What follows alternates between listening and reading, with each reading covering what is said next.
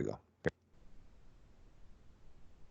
Let's do this. The Cult of Hockey podcast by the faithful and for the faithful. I'm David Staples of the Edmonton Journal. I'm here tonight with Bruce McCurdy.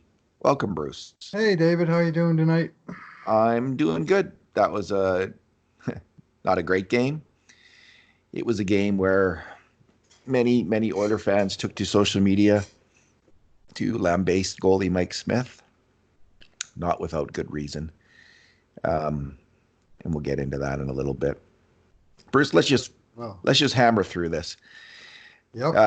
The Oilers lost 5-2 to the Pittsburgh Penguins. This is our Two Good Things, Two Bad Things, Two Numbers podcast. Bruce, what is your good thing? I'm going to go with the shorthanded goal that Edmonton scored, their first of the season. It took a mere 38 games for their plumbers to finally connect on one. And the funny thing is, all year long, my wife hasn't said a word. Just when they took the penalty, when Nygaard took the penalty at the end of the second, she said, "Isn't it about time we got that first shorthanded goal?" And they scored within about 40 seconds later. It was the reverse Kevin Quinn. Usually Kevin Quinn's this team hasn't scored on the power play in 8 years just before they score. Joe Schmo hasn't scored a goal since last year when he also scored against the Oilers. Oh, he scores! Joe Schmo. The Quinn curse. The Quinn curse. We've seen it many times. Of course, with the Oilers, the way they've played in the last, since Quinn took over as announcer, you're going to have lots of moments for disaster. Very nice goal. Very nice goal. It was. It was a nice play by... Sorry. Segues to my good thing. Nice play by Josh Archibald to pick off a Malkin pass and to recognize they had an odd man rush. And also a decent job by Adam Larson to see that they actually had an opportunity. It was a point in the game where they were about to go into the second intermission down by 2, so it was worth taking a chance and throwing the extra guy up there. And Shane, by crook, he wound up with the puck right in the slot, and he whizzed a really nice shot that beat Tristan Jarry, the best goalie in this game. And that briefly gave the Oilers life at 3-2 down in the second intermission, but they couldn't kill the rest of the penalty to start the third period, and then they couldn't muster much after that. Just a brief segue. Tristan Jarry, I wrote about this earlier today, is the lone Edmonton Oil King from that great Memorial Cup championship team in 2014 who looks like he's going to have an NHL career. And that's a team that had 3 first-round draft picks, Curtis Lazar, Griffin Reinhart, and Henrik Samuelsson. And I thought that Samuelsson was going to make it after watching him. I just thought he just had it as a power forward, but he got hurt. And then they had Brett Pollock, second rounder. They had Mitch Moroz. They had who else was the second rounder on that team? Jerry himself. Pollock yeah. and Jerry. I said Pollock, and Jerry himself, okay. Yeah. So anyway, good for him. It looked like there might not be anyone who would make it off that team as an NHL player, but Tristan Jarry is certainly making his mark, Bruce. My good thing is Larson. He made a nice play on that goal, rushing up into the play. And he's been by far the most active Oilers defenseman in the last little while, and he's been really good. He's been getting the job done. He's been battling hard, moving his feet, making plays, joining the attack. I mean, he's not a brilliant attacker. He's sometimes the play he'll take a shot at net when he shouldn't, but he's been really getting involved, and he's been extremely effective, and that's excellent news for the Oilers. And so the Oilers are real 500 tonight, Bruce. They're 19-19. Yep. So that's just at the very bottom end of being a playoff team. At the start of the year, I would have taken that. If someone said 38 games in the year, will you take real 500? I would have said, yes, I will take that. In a second, I will take that. So that's the good news. And the other good news is this team obviously has some clear flaws, and we're going to get to one of them right away. But I think it's actually a much better team than last year's team that collapsed, and I'm not expecting it. I think that they're going to have a little bit of pushback here. So, So Adam Larson's part of it. They have 6 defensemen who I think can play, and when Matt Benning comes back, they have 7, which is about 3 more than they had last year. So that's the good news. What is your bad thing tonight, Bruce? Well, I got to go with that first goal by Pittsburgh. Edmonton came out, and I thought they were pretty crisp for the first was it almost 8 minutes. Yeah. And they looked decent. They were, holding their own with Pittsburgh, and then some. They were hustling, they were battling, and then Pittsburgh scores on, was it their 0th grade A chance of the game? I think it was, because it wasn't a grade A chance and it went in anyway. And so Mike Smith hadn't even been tested to that point, and he gets beat on about a 65-foot wrist shot. Now, there was a bit of a screen, but he saw the puck come off the stick, and then uh, it went through, I think, the bodies in front, and he just couldn't pick it up, and he couldn't seal off the 6 hole between the blocker and the body, He was a little and the deep in his pucks crease. and the puck squeezed through, and he's he's nothing like the Mike Smith that used to swagger into this barn and walk out with 2 points when he was a member of the opposing team, or even the Mike Smith who swaggered into this barn to start the beginning of this season, when he was rolling along pretty good for the first few weeks there, and now it's come apart. And he had another 840 save percentage tonight, 4 goals on 25 shots, and he was, you could say, well, they scored on 2 breakaways and a rocket one-timer, and I do think he didn't have much chance on the one-timer. The breakaways were scored by two, who the heck was it? Blandisi and McCann. Not exactly superstars, but both guys just went forehand to backhand, and they beat Smith across the net and made the easy deposit while he fell forward onto his face onto the ice.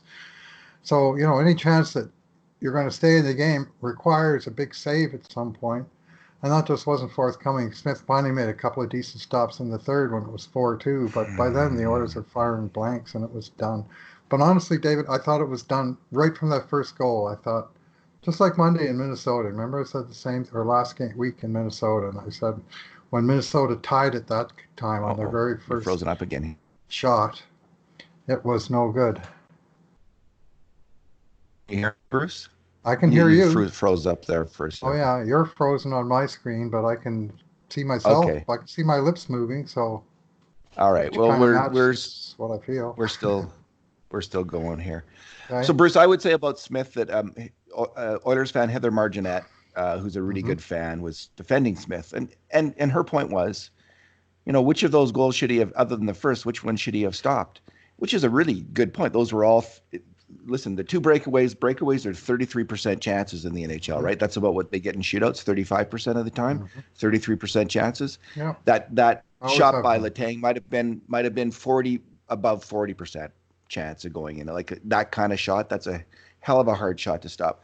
Nonetheless, you you know, there you'd expect a good goalie to probably stop 2 out of 3 of those shots, not let in all three. You need good goalies on 33% shots. They got to stop 2 out of 3 of them, Hmm.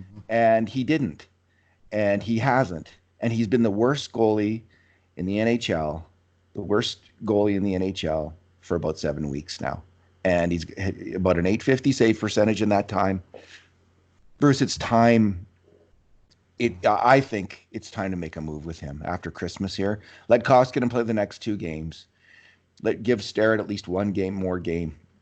And if you can't bring in somebody else, you're going to have to call up Shane Starrett and send down Mike Smith. You can't keep losing. You can't keep throwing away games on the worst with the worst goalie in the NHL. You can't do that. Like, people are paying a lot of money to come to these games. The NHL is about winning. It's about performance. There's been other goalies who have had, as you pointed out last podcast, who have had lesser weak stretches and have been out. I've been Gustafson, out. Yeah. LaBarbera, Yeah. and Exactly. I've seen enough. Um, it looks to me like he's injured. On the 2 breakaway goals, he doesn't look limber. He looks like Yeah. he's not moving very well in net. And there's also a confidence issue. So if nothing else, send him to Bakersfield for a month, see if he can get his game back and his health back. Because that it's not working out here. And I don't think I'd be surprised if they do this, but I believe it's time. Do you agree? What, to make a move? Yeah, Yeah. absolutely. I Okay. mean, like, like you say, I mean, both of LaBarbera and Gustafson, who came in under really very similar circumstances, goalies in their mid-30s, who are being counted on to provide decent secondary net minding. And in both cases, they played, I think, 5 to 7 games of goaltending in the 870s range, and both were gone. I mean, Smith did have the good start, and that bought him a little bit of currency, but now he's at 10 games with like 852 or 853, somewhere in that range, for a 10-game span where only 2 times was he over 87% in 10 games, and they lost the other 8 games. I mean, 2 wins, 8 losses, and those losses could be pointed directly to the fact they weren't getting saves. Now, you could say, as Heather did tonight, that some of the goals aren't his fault, but as you said, make some saves. Don't get beat every single time you face a good chance, and other times when it's not even a good chance. Get in there and battle. I mean, we finally saw the guy battle. I mean, this is a Mike Smith I remember when he ran Jenny Malkin into the boards there with about 3 minutes to play after Malkin ran into him. And I'm thinking, good on you, buddy. Where was this earlier? But a bit late in the day for that. Of course, the game was well and truly decided by that point with 2 minutes left or whatever it was. And anyway, it's killing them. And he has a no trade clause. Well, nobody would trade for him now at this point anyway, right? Like, who would trade for this guy? No, of course not. No, of course not. So that is almost irrelevant. It's not a no move clause, meaning they can move him down, or if he's hurt, put him on IR. But find a rent a goalie that's going to give you at least a fighting chance to win. Right now, we're not getting that. If they send him down, I wonder, how he has this bonus like at 20, 25, 30, 35 games till 45 games. I wonder if that counts in the minors. Like if he plays 45 games in the minors. Good question. I think it does. I don't see why it wouldn't. So I have my doubts, but I really don't know. Yeah, I don't know either. I'm just guessing it. I would assume it's NHL games, and I think he's now at 19, and just shy of the first bonus clause kicking 125,000. He'll probably want that other game to get that 125,000. He hasn't necessarily earned it on his play, at least of late. Like I say, it was good earlier in the year, including that big game in Pittsburgh. What is his overall save percentage now? I mean, come on, like it's got to be 895, 893, something like that after tonight's game. Nowhere. Got to make a move, and I think that I don't know. Do you think they will? I don't know. Ken Holland seems to be a patient man, and Dave Tippett has expressed his faith in Mike Smith. But I mean, the results are just. I mean, you just can't look at 5 straight games below 870 and say you're getting NHL tending when you're going to your second goalie. You just can't say that. They hate losing too, though. These people are competitive. They hate losing. My bad thing, Bruce, is on the second and third goals there was some defensive, second and third goals, some defensive snafu. So the second goal comes right at the end of a power play. And, usually there's the bench communicating with the last man back, in this case, Oscar Klefbom, that the penalty is about to end, screaming at him like, heads up, counting it down even sometimes, you'd think. And you'd think Klefbom would be aware of that, but guy got in there behind him who he could easily have gotten back and covered if he had just moved back quicker, anticipating the guy getting out of the penalty box. And there's a breakaway and a goal. So not a great play by Oscar on that one, although I didn't think he had a bad game. And then Nurse and Bear, who I didn't think had bad games either. I mean, the Oilers players didn't have particularly bad games in this game. They outplayed the other team. They just got out-goalied. But on the third goal, Nurse passed it over to Nurse made a high bounce, high pass. It was a grenade of a pass. But and then Bear, to me it was Bear that. Yeah, and Bear didn't react. Bear tried to keep it in. Tried to, he's trying to come back. At that point, they're trying to fight their way back, and bam, breakaway and another goal again. So, 2 pretty good defensemen, I think, this year. They've been solid enough, but that was not a great play on their parts. But I wouldn't say that they either Klefbom, Bear, or Nurse had particularly bad games. I thought they all played fine.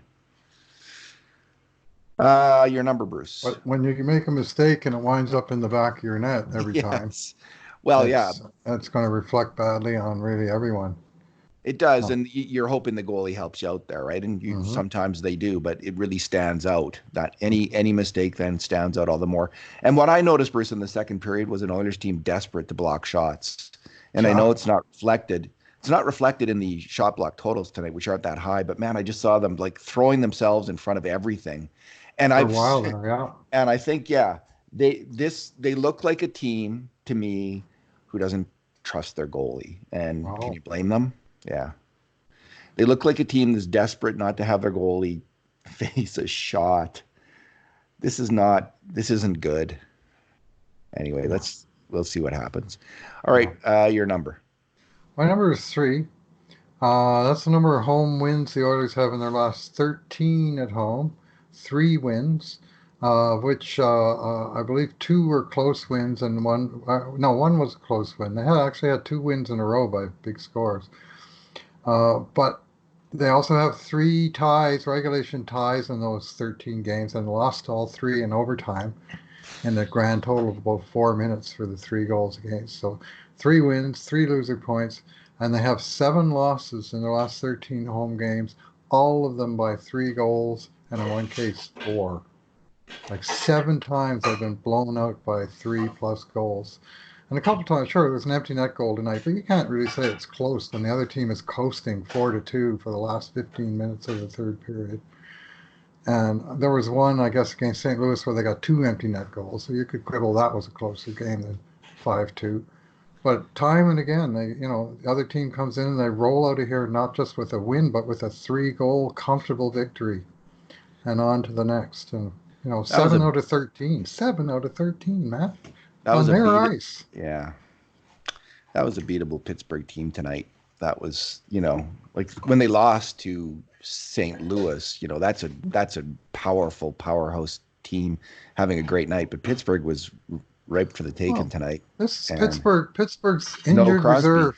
injured reserve list. Sidney Crosby, Justin Schultz, Patrick Hornquist, Brian Dumoulin, and Nick Bjugstad. That's five pretty good players. And Dumoulin is a top four defenseman, and Schultz is arguably top four defenseman, depending on what else is going on in their lineup. And they showed a list early in the game, and it was something like 35% of the salary cap that's sitting on IR. So Pittsburgh came in with 65% of the game of an NHL team and some spare parts, and the spare parts played well, and the regular team played well, and they were, I thought deserving probably of the win, but they, you'd like to think that you should be able to take advantage of a team like that, but no, siree, it really wasn't. Once that first goal went in, the Oilers were skating uphill the whole rest of the night. They never tied it up. My number is -4, which is Leon Draisaitl and James Neal's plus goals plus minus. And I don't really. It's not like they were. I don't have anything to say about Draisaitl. I thought he played fine, and he didn't. He wasn't great on the attack, but he didn't. He did hit one post, his 12th of the year, but he didn't play weak defensively. Neal, I thought the puck was dying on his stick all night long, and looks like he's been struggling the last 2 or 3 weeks more as this season's gone along. Bruce, I've noticed him more kind of not is the pace getting faster. They say the pace gets faster. Neal seems to be slowing just a little bit, and he's not getting stuff done as much on the power play. So he's in a bit of a slump, maybe some confidence issue. I don't know, but he can still make. I still don't mind his game when he's hitting and hustling. He can still make an impact on the game. But tonight he wasn't hitting and he wasn't hustling particularly. Like he's really got to focus and really got to hustle. But tonight that wasn't there, and he was giving away the puck a lot. And on one of the goals, the puck did hop over his stick. Which one was that? It wasn't a goal. It was the 3-on-2 chance in the third period where Pittsburgh came down and had a 3-on-2 chance. They were all pressing for a goal, and Neal just missed the puck in the slot, and they came down and got a 3-on-2 chance. And so that was typical of his game. He just was not controlling the puck very well. Yeah, well, he got 0 shots on net in this game, and that's his game. Yeah. But I mean, the Oilers were on for. I mean, Pittsburgh got one on the power play, and the other four were like plus minus type goals. One obviously an empty netter. That kind of, you know, it's hard to blame the minus players, but the same two guys were on the ice for all four Pittsburgh goals. And Draisaitl, man, I don't know what's happened with his uh, like he's got the minus touch in his last 17 games. He's minus 21. He went from plus 10 to minus 11 in 17 games. Like it's almost impossible to believe. Well, it And started with weak defensive play, and now it's just kind of snowballed. And he's not playing so poorly defensively anymore, but he was for a while. well, he's been minus in 12 of his last 13 and even in the 13th game. Like minus in each game. 12 out of Yeah, 13. Like it's unreal. Like and it's not some of it's his poor defending and some of it's his only scoring lately on the power play. But some of it is it's like he's under a some kind of a spell or something. Like there's all kinds of crap happening, and if a goal goes in, it seems like tonight. Really, I didn't see him really as being out to lunch on any of those Pittsburgh goals, but he was, also in frame, and that's how plus minus works. I know you hate it for that reason, and some nights there's a reason to hate it, and other nights it's fully deserved what players get. yeah. So, Alrighty, Bruce, you got to do the game grades tonight. Let's leave it there. yeah, I do. Okay, all right, Another all right. thriller. Yeah. Anyway, thanks for listening, everyone. And in the meantime, and in between times, this has been another edition of the Cult of Hockey podcast.